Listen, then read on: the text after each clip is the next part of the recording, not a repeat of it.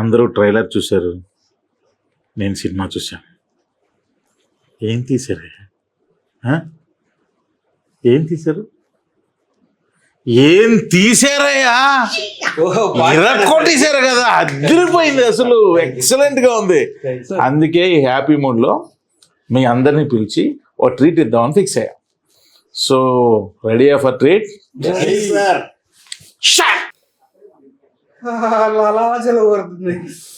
Sir ఏమేమి ఉన్నాయి sir? Tiger prawns, fish curry, crab, chicken biryani, ఓ fish fry, white rice, Salim bhai, curd भी है सर. भूल गया मैं. So thank you very much. No, have it. चलो इसको जरा फास्ट फास्ट में लेना, ये डाले वो डाले, समझे सर? मैं पहले प्रॉन्स लेता हूँ. ले लो.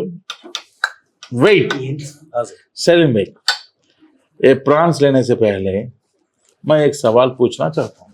सवाल? కొంచెం తెలుగులో ప్లీజ్. మీకు ఒక్కరికే కదా, అందరినీ అడగాలి.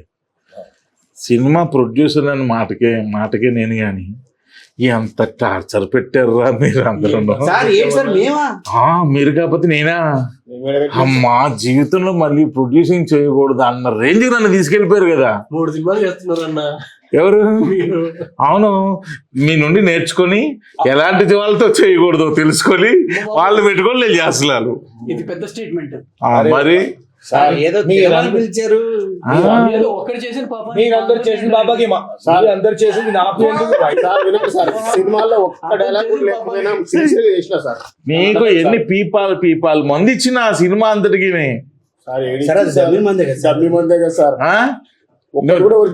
ఒక్కరోజైనా సరే నేను డమ్మీ మంది ఇస్తే యాక్షన్ అని చెప్పాడు. ఎగ్జాక్ట్లీ. ఈయన కోసం నేను రోజు ఒరిజినల్ మంది ఇవ్వాల్సి వచ్చింది తెలుసా. డమ్మీ అన్నారు మీరు?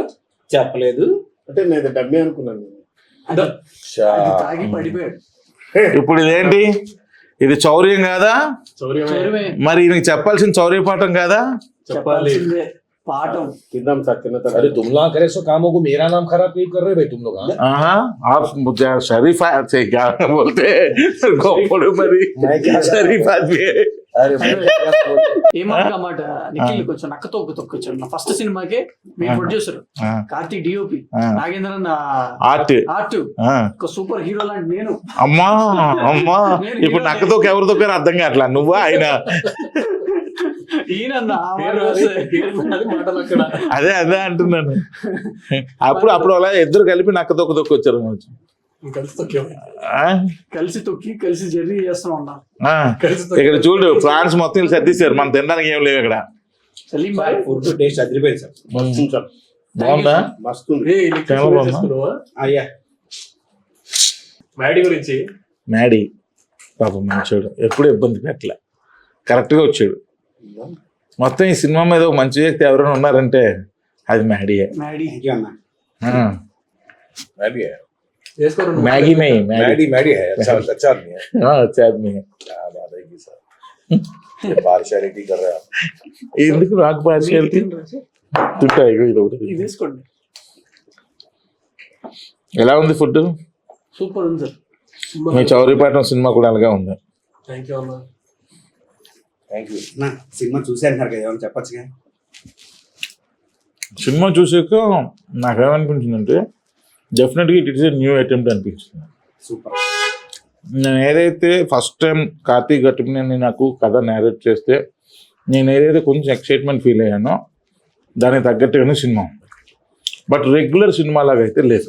Okay, super. Something different movie లాగా నిజంగా చాలా బాగా చేశారు. కార్తీక్ ఫోటోగ్రఫీ కానీ, అలాగే మనోడు డైరెక్షన్ కానీ, ముఖ్యంగా మన హీరో ఎక్సలెంట్గా ఉన్నాడు, చాలా బాగున్నాడు. లవ్ సీన్స్లో అదిరిపోయాడు. హీరో హీరోయిన్ మధ్య కెమిస్ట్రీ ఇంకా చాలా బాగుంది సినిమాలో. నాకు నచ్చిందని చెప్పనన్నా, క్లైమాక్స్ లో ఒక ఆర్ఆర్ ముఖ్యంగా వాయిస్ వస్తుంది, చౌర్య పాఠం అని. అదైతే నెక్స్ట్ లెవెల్ అన్న. అది మరి గ్రేట్ సింగర్ అదే కదా. బిహైండ్ స్టోరీ ఆఫ్ దిస్ ఏంటి? ట్రైలర్ లో చౌర్య పాట అనే సౌండ్ వచ్చింది. అది ఎవరు అనుకున్నారు వాయిస్? మనం అవునా అది సూపర్ సార్. ఆర్ఆర్లో కూర్చున్నారు, ఏదో పడాలి అన్నారు. డేవిడ్ తోటి బ్రో టైటిల్ డేవిడ్ పడాలి అక్కడ. మనోడు ఆల్రెడీ ఒక హైలో ఉన్నాడు. డేవిడ్ నేను పాడతాను అన్నారు. మనం షాక్ అయ్యి, అన్నా మీరు పాడతారా? అవునా సరే పాడదామని బైక్ బైక్ పెట్టాడు. ఇంకా ఒకటి వచ్చింది తీశారు, భలే సెట్ అయింది అసలు. క్రేజీ కదన్నా, అవును. సింగర్ అవతారం కూడా ఎత్తేసారు. కాదు అది బ్యాక్గ్రౌండ్ స్కోర్, అది మరి సాంగ్ ఏం కాదు అది. టాలెంట్ పోతాయి సార్. అలాగే మా ప్రొడక్షన్ సైడ్ మీకు ఏమైనా ఇబ్బంది అనిపించే ఏమైనా థింగ్స్ ఉన్నాయా ఎవరికైనా సరే? ఇందాక మాట్లాడదాం అన్నది ఏం తిని మాట్లాడకూడదా? తినడం మేము ప్రొడక్షన్ ఫుడ్ అయితే రోజు బాగుండేది. చాలా బాగుండేది. ప్రొడక్షన్ ఫుడ్ బాగుండేది, ఎందుకంటే మస్తు ఉండేది. లైవ్ అక్కడ లొకేషన్ లోనే ఉండేవాళ్ళు. పొద్దునే లైవ్ దోశ మస్తు ఉండేది. ఇంకా మన్నాడులో చేసిన వాళ్ళు అందరూ హ్యాపీ. ఇంకా డైరెక్టర్ గారు ఏదో చెప్దాం అనుకుంటున్నారు. ఫుడ్ బాగుంటుంది. ఫుడ్ గురించి కాదు, మిగిలిన విషయాలు. మెయిన్ ఏమున్నాయి, అన్ని పాటలు మూవీ అంతే బాగుంది. Good experience. కానీ నాకైతే ఫస్ట్ టైం ఇప్పటివరకు నాకు డైరెక్షన్ చేయడమే ప్రొడక్షన్ తెలియదు కదా. అవును ఓ ప్రొడ్యూసర్ పడే బాధలన్నీ నేను పడ్డా. అవును.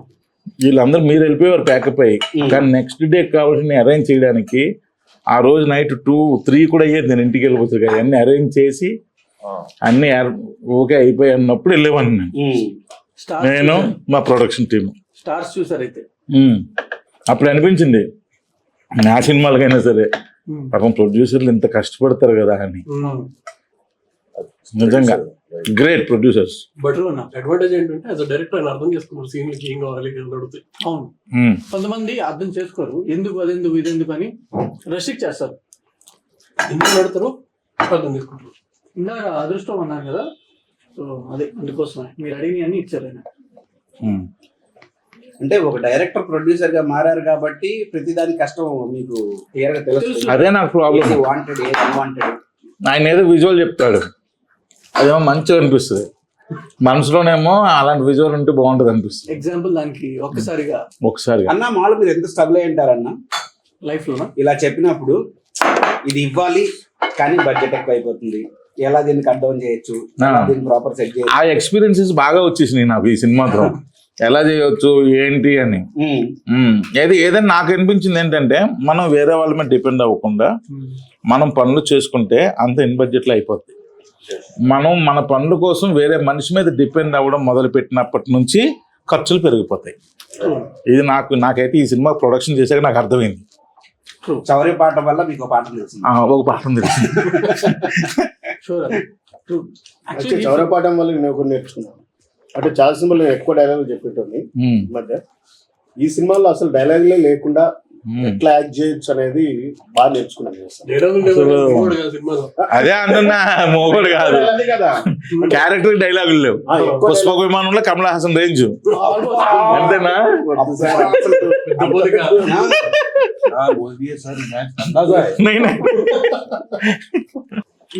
పుష్పక విమానంలో కూడా కమల్ హాసన్ గారికి డైలాగ్స్ ఉండవు, సైలెంట్ గా ఉంటది, కానీ పర్ఫార్మెన్స్ తెరకు కూడా ఇస్తారు ఆయన. పోతే ఇక నాకు ఇంకొకటి మా హీరోని అప్రిషియేట్ చేయాల్సిన విషయం ఏంటంటే, పాపం సాంగ్ కోసం ఏంటి అది ఏరియా లదాఖ్, అక్కడ ఆక్సిజన్ లెవెల్స్ కూడా అప్పుడు చాలా లోలో ఉంటే అక్కడ వాతావరణం అది అనుకూలించక అందరూ అసలు వద్దనే చెప్పారు. కానీ ఆ టైంలో కూడా మా డైరెక్టర్, మా హీరోయిన్, డాన్స్ మాస్టర్ అందరూ కూడా దానికి మిమ్మల్ని అప్రిషియేట్ చేయాలన్నా. ఎందుకంటే ఇంకోళ్ళు అయితే వైజాగ్ వెళ్ళి తీసుకొచ్చేయండి, అరకులు తీసుకొచ్చేయండి, పక్కన గోవా వెళ్ళి తీసుకొచ్చేయండి అన్నారు. అలా ఇక్కడ లదాఖ్ వెళ్తానంటే మీరు ఒక అమౌంట్ ఆఫ్ బడ్జెట్ ఇచ్చారు, చిన్న అమౌంట్, దాని మీద కొంచెం దాటింది. బట్ ఆ బడ్జెట్ లో మీరు ఫినిష్ చేసుకోవడానికి అదొక పాఠం. ఇచ్చిన బడ్జెట్ కి డబుల్ బడ్జెట్ కనిపిస్తుంది. బట్ విజువల్ గా చాలా బాగుంది, చాలా వండర్ ఉంది. కాకపోతే అదొక పాఠం మా ఇద్దరికి. అంటే మేనేజర్ ప్రతి ఒక్కరితో మాట్లాడుకుని జాగ్రత్తగా చేసుకుని, ఈవెన్ మన ఫ్రేమ్ లో ఆ బ్యాక్గ్రౌండ్ లో ఎంటీ ప్లేస్ లో ఒక రెక్టాంగిల్ షేప్ ఒకటి ఉంటుంది కదా, అవి బ్యాంబూ స్టిక్స్ అన్ని దగ్గర నుండి మాట్లాడుకుని నాకు ఇప్పటికీ ఆ సాంగ్ లో షాట్ చాలా ఇష్టం. హీరోయిన్ దగ్గర హీరో ఇలా వస్తా ఉంటే ప్రొఫైల్ లో గింబల్ చార్జ్ షాట్ ఒకటి ఉంటుంది, అది చాలా ఇష్టం. అది ఆ కెమెరా గింబుల్ ఆపరేటర్ సూపర్ చేశాడు, hero heroine body language timing perfect గా వచ్చినాయి. నాకు చాలా ఇష్టం ఆ షాట్. नहीं सर, वैसा वैसा नहीं है सर, हीरो हीरोइन आर्टिस्टों का नहीं है, प्रोड्यूसर अच्छा रहना। ले जीरो मच्छी प्रोड्यूसर सर, प्रोड्यूसर है, मैं समझ रहा आपके बारे में क्या बोले लोग, अरे त्रिना राव सर अरे చాలా హ్యాపీ है, वो है क्या है, बहुत मस्त रहते उन्होंने, कॉम्प्रोमाइज नहीं करते क्वालिटी पे, ये ले जी तुम ले, मैं बात में लगाते रहता हूँ। हाँ सर, చేపల పులుసు अच्छा है, बहुत अच्छा है सर। Very good. ले लो घर को भी ले लो. కానీ సినిమా అయితే మాత్రం ఫస్ట్ నుంచి ఒక గ్రాఫ్ అలా రైజ్ అవుతూనే ఉంది. నేను చూశాను కాబట్టి క్లైమాక్స్ వరకు భలే రైజ్ అయింది. ఇట్స్ ఏ లైక్ అంటే ఫస్టే తను చెప్పాడు డార్క్ కామెడీ ఫిల్మ్ అని. సో ఎక్కడ కూడా స్కేల్ తగ్గలా, పర్ఫెక్ట్గా ఉంది. ఎక్కడ ఎంత ఏం కావాలో అది ఉంది. ఆర్టిస్టులు అయితే అందరూ కొత్త వాళ్ళే కానీ బట్ క్యారెక్టర్కి తగ్గట్టు ఉన్నారు అందరూ కూడా. ప్రతి ఆర్టిస్ట్ అలాగే ఉన్నారు. అలా ఎవరన్నా ఇప్పటి వరకు మీకు అంటే మిక్సింగ్ లో కానీ లేదంటే సౌండ్ ఎఫెక్ట్స్ లో కానీ కొత్త వాళ్ళు చేశారు, కొంచెం కొత్తగా ఉంది, కొంచెం సరిగ్గా చేయలేదు అని ఏమన్నా కంప్లైంట్? అలా ఏమనలేదు, అందరూ చాలా మెచ్యూర్డ్గా చేశారు అన్నారు. మెయిన్ హీరో కూడా చాలా మెచ్యూర్డ్గా చేశాడు అని చెప్పారు. అందరూ పర్ఫెక్ట్ కాస్టింగ్ యాక్ట్ అన్న. ఈవెన్ బాగా సార్, మన film even though chemistry between the hero heroine కూడా సూపర్ గా ఉంది.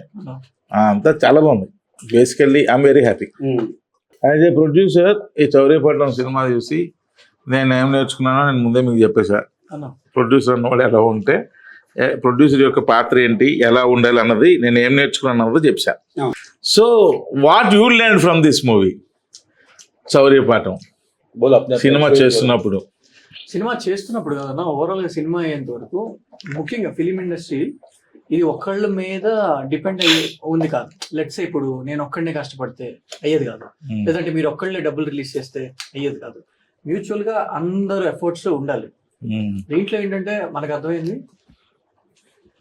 When time happens it happens. అప్పటి వరకు మనం ఫుల్ ఎఫర్ట్స్ ఇవ్వాలి.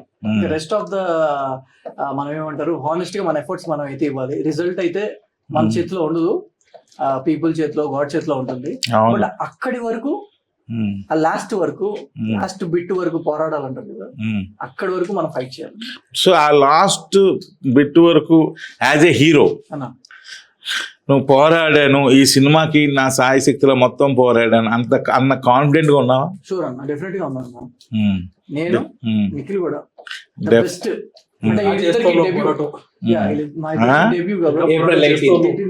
వాట్ ఎవర్, ఇప్పుడు మన ఎఫర్ట్స్ మనం పెట్టాలి అబ్బాయి.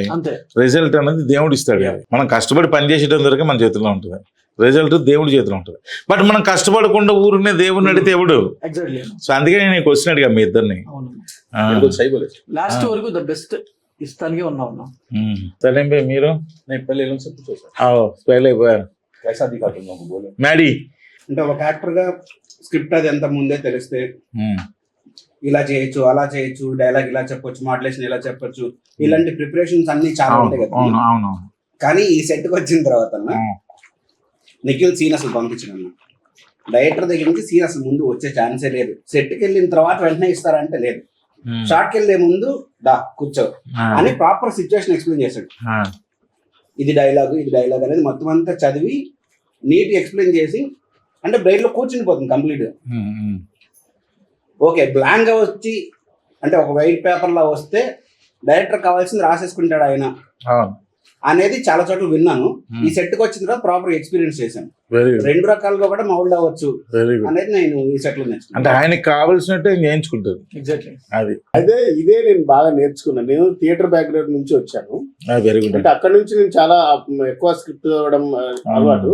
బట్ ఈ సెట్ కి వచ్చిన తర్వాత ఫస్ట్ రోజు ఉంటదేమో అనుకున్నాను, ఓకే ఈ సీన్ లో ఉంటదేమో, నెక్స్ట్ సీన్ లో ఉంటదేమో అనుకున్నాను. నెక్స్ట్ సీన్ లో చూస్తే ఒక డైలాగ్ ఉంటుంది. అంటే థర్డ్ డే అర్థమైంది, ఓకే నా క్యారెక్టర్ ఇలాగ ఉండబోతుంది, ఇట్లా డిజైన్ అవ్వబోతుంది. అంటే ఫస్ట్ ఆయన ఇప్పుడు నిఖిల్ గారు ఏంటంటే నాకు బాగా నేర్చుకునేది ఏంటంటే 2 విషయాలు బాగా నేర్చుకున్నాను. ఒకటి చాలా కూల్ గా ఉండడం ఎలా అందరితోటి నవ్వుతూ, అదొకటి ఆయన డైరెక్టర్ గారి నుంచి నేర్చుకున్నాను. Very good. 2 డైలాగులు లేకున్నా ఏం లేకున్నా కూడా మనము ఎంత ఎక్స్ప్రెషన్ చాలా అద్భుతంగా ఆడియన్స్ కనెక్ట్ అయ్యే విధంగా ఇవ్వచ్చు అనేది నా టీం నుంచి నేర్చుకున్నా. మా కోఆర్టిస్ట్ కూడా బాగా సపోర్ట్ చేశారు సార్. చేశారా? అండ్ మీరు అప్పుడప్పుడు సెట్కి వచ్చి మమ్మల్ని కొంచెం బూస్ట్ ఇచ్చేవారు. ఏ అబ్బాయిలు ఎలా ఉన్నారు, ఎలా చేస్తున్నారా అని. అంటే ఒక మంచి పెద్ద డైరెక్టర్ వచ్చి మాకు బూస్ట్ ఇస్తుంటే ఎట్లా ఉంటుంది సార్, మాకు కూడా ఒక ఎనర్జీ వచ్చేది. అయిపోయింది సూపర్ అని.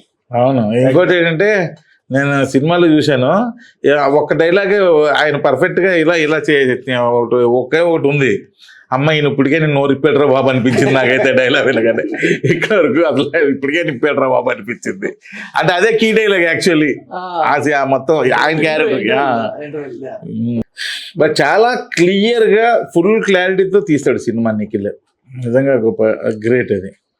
తీరా సెట్స్ మీదకి వెళ్ళిపోయారు, అంతా వెళ్ళిపోయారు. చిన్న టెన్షన్తో నేను సెట్స్కి వచ్చాను ఆ రోజు వచ్చి నెమ్మదిగా ఫస్ట్ డే చిన్న టెన్షన్ పడుతూ వచ్చా. ఏంటంటే ఎలా చేస్తున్నాడో ఏంటో, మళ్ళీ ఇప్పుడు సమ్మగా చేయలేకపోతే ఇప్పుడు మళ్ళీ ట్రైనింగ్ క్లాసెస్ పెట్టాలి, అవి పెట్టాలి, అన్నీ చేయాలని ఒక చిన్న టెన్షన్తో వచ్చి మన నిఖిల్ని పక్క తీసుకెళ్ళా. అందరి ముందున కాకుండా ఒక పక్క తీసుకెళ్ళి, నిఖిల్ ఏంటి మా ఊడి పరిస్థితి ఏంటి అది అంటే, లేదన్నా పర్వాలేదు చేస్తున్నాడు ఓకే అన్నాడు. ఓకే అన్నాడు, సూపర్ అనట్లేదు, ఓకే అంటున్నాడు. ఓకే అన్న కానీ కొంచెం భయం వేసింది. ఎందుకంటే యాక్టింగ్ చేయడం వేరు, కెమెరా ముందు చేయడం వేరు. కెమెరా లాంగ్వేజ్ తెలియాలి, కెమెరా బాడీ లాంగ్వేజ్ దాని తగ్గట్టు చేయాలి, ఇవన్నీ ఉంటాయి. రేంజ్లు మారిపోతాయి, రేషియోలు మారిపోతాయి, అన్నీ మారిపోతాయి. చిన్న టెన్షన్ పడి అప్పుడు నేను అనుభవసరికి ఒక సీన్ కొంచెం తీసి ఉన్నాడు అనమాట. అదేమో ఆన్లైన్ ఎడిటర్ని పిలిపించుకొని చూసుకుంటే చిన్న యాజ్ ఎ డైరెక్టర్ గా చూసాను కాబట్టి నాకు చిన్న ఒక 10% డౌట్ అనిపించింది. బట్ నాకేమనిపించింది, ఇది first day of the shoot, first day 10% అంటే మా వాడు మంచి మెరిట్ లోనే ఉన్నాడు. ఈ సెకండ్ డే థర్డ్ డే పెరుగుతుంటే ఇంకా డెవలప్ అయిపోతాడు, ఇంక టెన్షన్ పడక్కర్లేదు అనుకున్నాను. మరలా సెకండ్ డే కూడా వచ్చాను, థర్డ్ డే నుండి రాలేదు. ఇంకా అర్థమైపోయింది ఇంక చేసేస్తాడు అని. సో నిజంగా నేనైతే ఎక్స్పెక్ట్ చేయలేదు. చాలా బాగా చేశాడు, అసలు చాలా మెచ్యూర్డ్ చేశాడు. నా డబ్బింగ్ కూడా వేరే వాళ్ళతో చెప్పిద్దామంటే నాకు నచ్చలా, లేదు ఆయనే చెప్పాలని పట్టుబట్టా. యాక్చువల్లీ మీరు గుర్తుంటే ఫస్ట్ టైం మీకు డెమో షూట్ పంపించాం. మీరు ఎక్కడున్నారు? యూరోప్ లో ఉన్నారు. యూరోప్ లో ఉన్నప్పుడు సాంగ్ షూట్ ఉన్నప్పుడు పంపించారు. అవును. సో అలాగా హీరో మీద నా కాన్ఫిడెన్స్ అప్పుడు వచ్చింది అనమాట. ఓకే ఇంక చేసేస్తాడని. ఆ తర్వాత నుండి ఇంక నేను చూసుకోలేదు, వారం ఒకసారి చూసుకుంటూ టచ్. చాలా మెచ్యూర్డ్గా చేసాడు అనిపించింది. అందుకే నేను డబ్బింగ్ కూడా వేరే వాళ్ళని వద్దాను సార్, తన వాయిసే పెట్టండి అన్న. ఎందుకంటే ఫ్రెష్ గా ఉంటది తను చెప్తేనే. పాయల్ కూడా తన ఓన్ వాయిస్ చెప్పడం వల్లే అంత ఫ్రెష్ గా అనిపించింది. ఆల్ థియేటర్స్ లో మాకు కొంచెం మా స్థాయిలో మేము గ్రాండ్ గానే రిలీజ్ చేస్తున్నాం. మీరు